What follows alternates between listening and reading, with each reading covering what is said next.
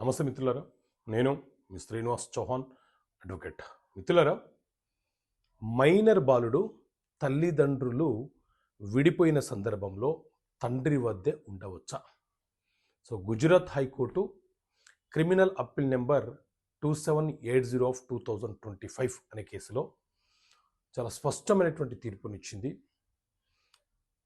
తల్లి తన బిడ్డ 6 నెలల వయసు ఉన్నప్పుడే తండ్రి వద్ద వదిలేసి వెళ్ళిపోయినది. ఆ బిడ్డ తండ్రి వద్దే పెరిగాడు, తండ్రి వద్దే ఉంటూ చదువుకుంటున్నాడు. కొన్ని రోజుల తర్వాత, అంటే కొన్ని సంవత్సరాల తర్వాత, తన బిడ్డకు తల్లినైన నేను మొదటి గార్డియన్ అని, మొదటి సంరక్షకురాలునని తనకు ఆ బిడ్డ అప్పగించాలని చెప్పి ఫ్యామిలీ కోర్టులో కేసు ఫైల్ చేసింది.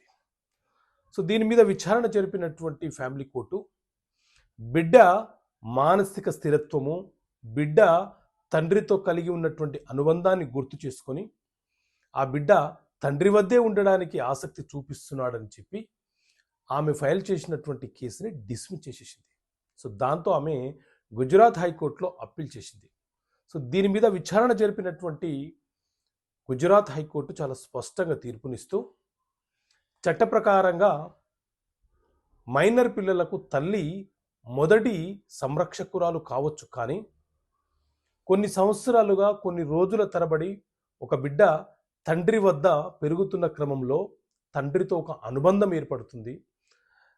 ఆ బిడ్డ యొక్క మానసిక స్థిరత్వాన్ని దెబ్బతీసే అవకాశము న్యాయస్థానానికి లేదని, ఆ బిడ్డ తండ్రి వద్దనే ఉంటాడని కింది న్యాయస్థానం ఏ రకంగా అయితే తీర్పునిచ్చిందో ఆ తీర్పుని సమర్థిస్తూ వాళ్ళు వేసినటువంటి అప్పీల్ని న్యాయస్థానము తిరస్కరించడం జరిగింది.